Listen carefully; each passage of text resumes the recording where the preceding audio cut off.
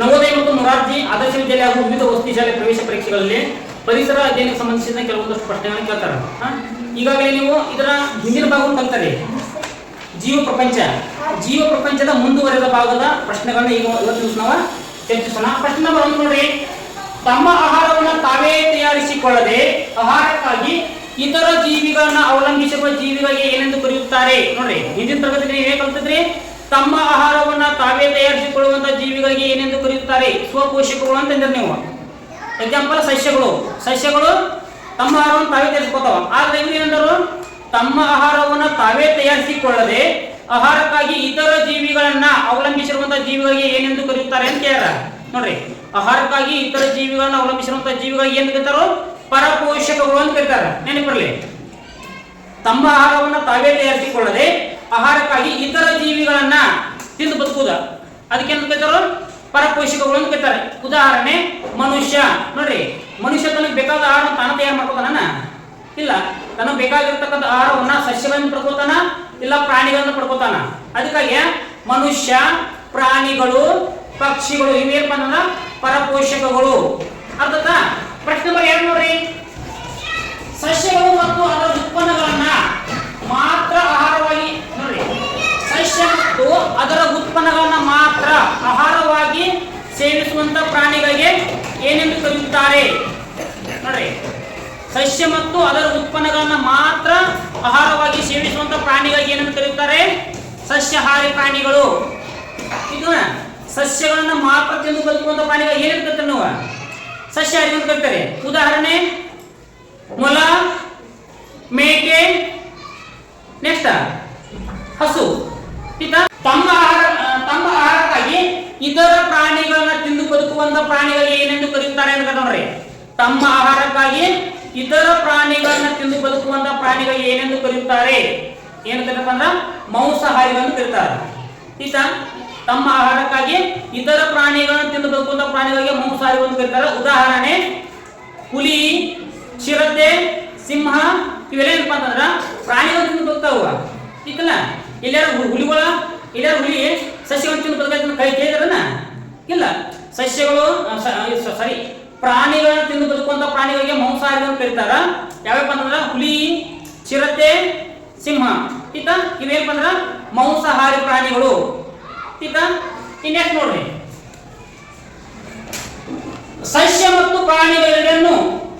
ಮತ್ತು ಪ್ರಾಣಿಗಳೆರಡನ್ನು ತಿಂದು ಬದುಕುವಂತ ಪ್ರಾಣಿಗಳಿಗೆ ಏನೆಂದು ಕರೆಯುತ್ತಾರೆ? ನೋಡ್ರಿ, ಈಗಾಗಲೇ ಸಸ್ಯಗಳನ್ನು ತಿಂದು ಬದುಕುವಂತ ಪ್ರಾಣಿಗಳಿಗೆ ಸಸ್ಯಾಹಾರಿ ಎಂದು ಕರೀರಿ. ಮಾಂಸವನ್ನು ತಿಂದು ಬದುಕುವಂತ ಪ್ರಾಣಿಗಳಿಗೆ ಮಾಂಸಾಹಾರಿ ಎಂದು ಕರೀರಿ. ಇನ್ನೊಂದು ಬರುತ್ತೆ, ಮಾಂಸವನ್ನು ತಿಂತಾವು, ಸಸ್ಯಗಳನ್ನು ತಿಂತಾವ.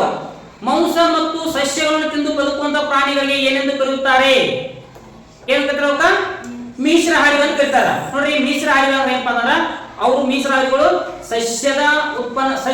ಸಸ್ಯದಿಂದ ಬರ್ತಕ್ಕಂಥ ಉತ್ಪನ್ನವನ್ನು ತಿಂತಾವ, ಜೊತೆಗೆ ಪ್ರಾಣಿಗಳನ್ನು ತಿಂತಾವ. ಅದಕ್ಕಾಗಿ ಇವಕ್ಕೆ ಮಿಶ್ರಹಾರಿಗಳು ಅಂತ ಕರೀತಾರ. ಉದಾಹರಣೆ ಮನುಷ್ಯ. ನೋಡ್ರಿ, ನೀವು ರೊಟ್ಟಿ ತಿಂತಾರೆ, ಚಪಾತಿ ತಿಂತಾರೆ, ಮಮ್ಮು ಅಂತಾರೆ, ಚಿಕನ್ ತಿಂತಾರಲ್ಲ, ತಿಂತಾರೆ, ಮಟನ್ ತಿಂತಾರಲ್ಲ. ಆದ್ರಿಂದ ನೀವೆಲ್ಲ ಏನಪ್ಪ ಅಂದ್ರ ಮಿಶ್ರಹಾರಿಗಳು. ಯಾಕ? ಚಿಕನ್ ತಿಂತಾರೆ, ಮಟನ್ ತಿಂತಾರೆ, ರೊಟ್ಟಿ ತಿಂತಾರೆ, ಪಲ್ಯನೂ ತಿಂತಾರೆ. ಅದಕ್ಕೆ ನೀವು ಮಿಶ್ರಹಾರಿಗಳು. ಜೊತೆಗೆ ಬೆಕ್ಕ. ನೋಡ್ರಿ, ಬೆಕ್ಕದ ರೊಟ್ಟಿ ಹಾಕಿ ರೊಟ್ಟಿ ತಿಂದೈತೆ, ಚಪಾತಿ ಹಾಕಿ ಚಪಾತಿ ತಿಂದೈತಿ, ಹಾಲು ಹಾಕಿ ಹಾಲು ಕುಡಿದೈತೆ, ಮಮ್ ಹಾಕಿ ಮಮ್ ತಿಂದೈತಿ, ಚಿಕನ್ ಪೀಸ್ ಹಾಕಿ ಚಿಕನ್ ಪೀಸ್ ತಿಂದೈತಿ, ಮಟನ್ ಪೀಸ್ ಹಾಕಿ ಮಟನ್ ಪೀಸ್ ತಿಂದೈತಿ. ಆದ್ದರಿಂದ ಬೆಕ್ಕ ಏನಪ್ಪ ಅಂತಂದ್ರ ಮಿಶ್ರಹಾರಿ. ಜೊತೆಗೆ ನಾಯಿ ನೋಡ್ರಿ, ನಾಯಿ ಮಾಂಸನು ತಿಂತೈತಿ, ರೊಟ್ಟಿನೂ ತಿಂತೈತಿ, ನುಚ್ಚು ತಿಂತೈತಿ, ಹಾಲು ಕುಡಿದೈತಿಲ್ಲ. ಅದಕ್ಕಿಂತ ಮನುಷ್ಯ, ಬೆಕ್ಕ, ಪ್ರಾಣಿ ಇವು ಏನಪ್ಪ ಅಂದ್ರ ಮಿಶ್ರಹಾರಿಗಳು. ನೆಕ್ಸ್ಟ್ ನೋಡ್ರಿ. ಜೀವಿಗಳ ಎತ್ತರ ಮತ್ತು ಗಾತ್ರದಲ್ಲಿ ಹೆಚ್ಚಳವಾಗುವುದನ್ನು ಏನೆಂದು ಕರೆಯುತ್ತಾರೆ? ನೋಡ್ರಿ, ಜೀವಿಗಳ ಗಾತ್ರ ಮತ್ತು ಎತ್ತರದಲ್ಲಿ ಹೆಚ್ಚಳವಾಗುವುದನ್ನು ಏನೆಂದು ಕರೀತಾರೆ ಅಂದ್ರೆ ಬೆಳವಣಿಗೆ ಅಂತ ಕರೀತಾರೆ. ನೋಡ್ರಿ, ಹುಟ್ಟಿದಾಗ ಮಗು ಸಾಂದ್ರತೆ ಬರ್ಬರ್ತಾ ಆ ಮಗುವಿನ ಗಾತ್ರದಲ್ಲೂ ಹೆಚ್ಚಳ ಆಗ್ತೈತಿ, ಜೊತೆಗೆ ಹೈಟ್ ಜಾಸ್ತಿ ಆಕೈತಿಲ್ಲ. ಒಂದಕ್ಕೆ ಒಂದು ಬಿಟ್ಟಿದ್ರಿ, ಈಗ 4ನೇ ಕಿಟ್ಟಾರೆ, 5ನೇ ಕಿಟ್ಟಾರಲ್ಲ, ಇನ್ನು 6ನೇ ಕಿಟ್ಟಾಕರೆ, 7ನೇ ಕಿಟ್ಟಾಕರೆ ಆಗ್ತಾರಲ್ಲ. ಅದಕ್ಕೆ ಏನಂತಪ್ಪ ಅಂತಂದ್ರ ಗಾತ್ರ ಮತ್ತು ಎತ್ತರದಲ್ಲಿ ಹೆಚ್ಚಳವಾದದನ್ನು ಬೆಳವಣಿಗೆ ಅಂತ ಕರೀತಾರೆ. ನೆಕ್ಸ್ಟ್ ನೋಡ್ರಿ, ಸಸ್ಯಗಳ ಚಲನೆಗೆ ಉದಾಹರಣೆ. ನೋಡ್ರಿ, ಈಗಾಗಲೇ ಸಸ್ಯಗಳ ಚಲನೆಗೆ ಉದಾಹರಣೆ. ಸರ್ ಸಸ್ಯಗಳ ಚಲನೆ ಅಂದ್ರೆ ನಮ್ಮ ಮನೆ ಮುಂದೆ ಗಿಡ ಐತ್ರಿ, ಅದನ್ನ ಹುಡುಗ ಗಿಡ ಅಲ್ಲಿ ಐತ್ರಿ, ಚಲನೆ ಮಾಡಿಲ್ಲ ಅಂತ ಹೇಳ್ಬೋದು. ಬಟ್ ಸಸ್ಯಗಳ ಚಲನೆ ಯಾವ ರೀತಿ ಮಾಡ್ತಪ್ಪ ಅಂತಂದ್ರ ಸಸ್ಯಗಳ ಬೇರು ನೀರು ಇರುವ ಕಡೆ ಅದೇನ್ ಮಾಡ್ತಪ್ಪ ಅಂದ್ರೆ ಬೆಳ್ಕೊಂತ ಹೋಗ್ತೈತಿ. ಈಗ ಸಸ್ಯಗಳ ಬೇರು ತಗೋತಿ, ಆ ಸಸ್ಯಗಳ ಬೇರು ಎಲ್ಲಿ ನೀರು ಇರಲ್ಲ, ನೀರು ಇರುವ ಕಡೆ ಅದೇನಾಗತ್ತಪ್ಪ ಅಂದ್ರ ಬೇರ ಚಿಕ್ಕೊಂತ ಹೋಗ್ತೈತಿ. ಅದಕ್ಕೆ ಅದು ಸಸ್ಯಗಳ ಚಲನೆಯನ್ನ ಅದ್ರ ಬೇರುಗಳ ಮೂಲಕ ನಾವು ತಿಳ್ಕೊಬಹುದು. ಜೊತೆಗೆ ಸೂರ್ಯಕಾಂತಿ ಹೂವು, ಸೂರ್ಯಕಾಂತಿ ಹೂವು ಎಲ್ಲಿ ಸೂರ್ಯ ಇರ್ತಲ್ಲ, ಸೂರ್ಯನ ಕಡೆನ ಮುಖ ಮಾಡಿರ್ತೈತಿ. ಅದ ಇವು ಎರಡರ ಮೂಲಕ ನಾವು ಸಸ್ಯಗಳ ಚಲನೆಯನ್ನ ಗಮನಿಸಬಹುದು, ಸಸ್ಯಗಳ ಚಲಿಸ್ತಾವ ಅಂತ ಹೇಳ್ಬಹುದು. ನೆಕ್ಸ್ಟ್ ನೋಡ್ರಿ, ದೇಹದಲ್ಲಿ ರಾಸಾಯನಿಕ ಕ್ರಿಯೆ ನಡೆದು ದೇಹಕ್ಕೆ ಬೇಡವಾದ ವಸ್ತುಗಳು ಉತ್ಪತ್ತಿಯಾಗಿ ಅವುಗಳನ್ನ ಹೊರಹಾಕುವ ಪ್ರಕ್ರಿಯೆಗೆ ಏನೆಂದು ಕರೀತಾರೆ ನೋಡ್ರಿ. ಮನುಷ್ಯನ ದೇಹದಲ್ಲಿ ರಾಸಾಯನಿಕ ಕ್ರಿಯೆ, ಎಕ್ಸಾಂಪಲ್ ಮನುಷ್ಯ, ಪ್ರಾಣಿ, ಪಕ್ಷಿ, ಎನಿ ಈ ಎಲ್ಲಾ ಪ್ರಾಣಿ ಅಥವಾ ಪಕ್ಷಿಗಳ ದೇಹದಲ್ಲಿ ರಾಸಾಯನಿಕ ಕ್ರಿಯೆ ನಡೆದು ಅವಕ್ಕ ದೇಹಕ್ಕೆ ಬೇಡವಾಗಿರ್ತಕ್ಕಂಥ ವಸ್ತುಗಳನ್ನ ಹೊರ ಹಾಕ್ತಾವ. ಅದಕ್ಕೆ ಏನಂತ ಕರೀತಾರಪ್ಪ ಅಂದ್ರ ವಿಸರ್ಜನೆಯನ್ನು ಕರೀತಾರ. ನೋಡ್ರಿ, ಎಕ್ಸಾಂಪಲ್ ಮನುಷ್ಯ ತನ್ನ ದೇಹದಲ್ಲಿ ಬೇಕಾಗಿರ್ತಕ್ಕಂಥ ವಸ್ತುಗಳನ್ನ ಹೊರಹಾಕ್ತಾನೆ. ಗೊತ್ತು ನಿಮ್ಗೆ? ನೋಡ್ರಿ, ಯಾವಪ್ಪ ಅಂದ್ರ ಬೆವರಿನ ಮೂಲಕ, ಬೆವರು ಬಂದಾಗ ಅದರಿಂದ ಹೊಲಸೋಕತಿ. ಜೊತೆಗೆ ಮನುಷ್ಯ ಆಮ್ಲಜನಕವನ್ನು ತಗೊಂಡ ಕಾರ್ಬನ್ ಡೈಆಕ್ಸೈಡ್ ಬಿಡ್ತಾನ, ಅದು ವಿಸರ್ಜನೆ ಮಾಡ್ತಾನ. ಜೊತೆಗೆ ಮಲ ಅಂತಂದ್ರ ಮತ್ ಮೂತ್ರ ಹೋಗ್ತಲ್ಲ, ಮಲ, ಮೂತ್ರ ಹಾಗೂ ಬೆವರು, ಕಾರ್ಬನ್ ಡೈಆಕ್ಸೈಡ್ ಈ ರೀತಿಯ ಈ ಮೂಲಕ ಮನುಷ್ಯನ ದೇಹದಲ್ಲಿ ಬೇಡವಾಗಿರ್ತಕ್ಕಂಥ ವಸ್ತುಗಳು ಏನಂತಪ್ಪ ಅಂದ್ರ ಹೊರ ಹೋಗ್ತಾವ. ಅದಕ್ಕೆ ಏನಂತ ವಿಸರ್ಜನೆ ಅಂತ ಕರೀತಾರ. ತಿಳಿತಾ? ನೆಕ್ಸ್ಟ್ ನೋಡ್ರಿ,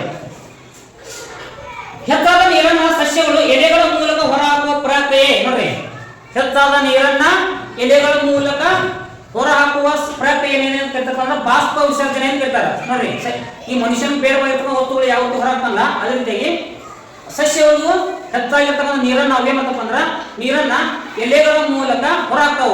ಅದಕ್ಕೆ ಏನಂತ ಕರೀತಾರ? ಬಾಷ್ಪ ವಿಸರ್ಜನೆ ಅಂತ ಕರೀತಾರೆ. ಯಾಕೆ ನೋಡಿ, ಜೀವಿಗಳು ತಮ್ಮನ್ನೇ ಹೋಲುವಂತ ಮರಿ ಜೀವಿಗಳಿಗೆ ಜನ್ಮ ನೀಡುವುದನ್ನ ಏನೆಂದು ಕರೀತಾರೆ ಅಂತ ಕೇಳ್ತಾರೆ ನಿಮ್ಗೆ. ಜೀವಿಗಳು ತಮ್ಮನ್ನೇ ಹೋಲುವಂತ ಮರಿ ಜೀವಿಗಳಿಗೆ ಜನ್ಮ ನೀಡುವುದನ್ನ ಸಂತಾನೋತ್ಪತ್ತಿ ಅಂತ ಕರೀತಾರೆ. ನೋಡ್ರಿ, ಆಡಿನ ಮರಿಗೆ ಜನ್ಮ ನೀಡುತ್ತೆ, ಆಕಳು ಮರಿಗೆ ಜನ್ಮ ನೀಡುತ್ತದ ಹೇಳ್ತಲ್ಲ. ಅಂದ್ರ ಜನ್ಮ ನೀಡ್ತಕ್ಕಂಥ ಇವು ಜೀವಿಗಳು ತಮ್ಮನ್ನೇ ಹೋಲಂಗಿರ್ತಾವ. ನೋಡ್ರಿ, ಮನುಷ್ಯ ಸಂತಾನೋತ್ಪತ್ತಿಯನ್ನು ಮಾಡ್ತಾನ. ಈ ಮಕ್ಕಳ ಹುಟ್ಟಾವ ನೋಡ್ರಿ, ಆ ಮಕ್ಕಳ ಎರಡಕ್ಕ ಇರ್ತಾವನ. ನೋಡ್ರಿ, ಆಕಳನ್ನು ಹೋಗ್ತಕ್ಕಂಥ ಆಕಳ ಮರಿಗೆ ಜನ್ಮ ನೀಡುತ್ತದ, ಅದಕ್ಕೂ 4 ಕಾಲು ಇರ್ತಾವ. ಆಕಳಿಗೂ 4 ಕಾಲು ಇರ್ತಾವ. ನೋಡಕ್ ಆಕಳ ತರ ಕಾಣುತ್ತೆ. ಯಾವ ಆಕಳುಗಳ ಮಕ್ಕಳಿಗೆ ಜನ್ಮ ನೀಡವನ, ಹುಡುಗರಿಗೆ ಜನ್ಮ ನೀಡವನ ಇಲ್ಲ. ಅದಕ್ಕೇನ್ ಬಂದ್ರ ಜೀವಿಗಳು ತಮ್ಮನ್ನೇ ಹೋಲುವ ಮರಿ ಜೀವಿಗಳಿಗೆ ಜನ್ಮ ನೀಡುವ ಪ್ರಕ್ರಿಯೆಯನ್ನ ಸಂತಾನೋತ್ಪತ್ತಿಯನ್ನು ಕರೀತಾರೆ. ಆಕಳ ಮರಿಗೆ ಜನ್ಮ ನೀಡುವುದು, ಆಡಿನ ಮರಿಗೆ ಜನ್ಮ ನೀಡುವುದು, ಇದಕ್ಕೆ ಕರೀತಾರಪ್ಪ ಅಂದ್ರೆ ಸಂತಾನೋತ್ಪತ್ತಿಯನ್ನು ಕರೀತಾರೆ.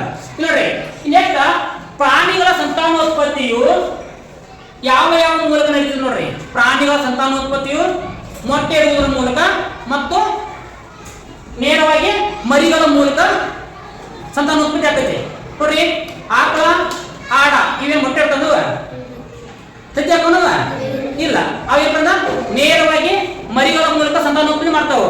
ಆಗ ಕೋಳಿ, ಒಂದಷ್ಟು ಪಕ್ಷಿಗಳು ಏನ್ ಮಾಡ್ತಪ್ಪ ಅಂದ್ರ ಮೊಟ್ಟೆಗಳನ್ನ ಇಡುವುದರ ಮೂಲಕ ಅವೇನ್ ಮಾಡ್ತಪ್ಪ ಅಂದ್ರ ಜೀವಿಗಳಿಗೆ ಜನ್ಮ ನೀಡ್ತಾವ. ಈಗ ಜೀವಿಗಳು ಸಂತಾನೋತ್ಪತ್ತಿ ಯಾವ ರೀತಿ ಆಗತಿ? ಒಂದು ಮೊಟ್ಟೆಗಳನ್ನ ಇಡುವುದರ ಮೂಲಕ ಆಗತಿ, ಇನ್ನೊಂದು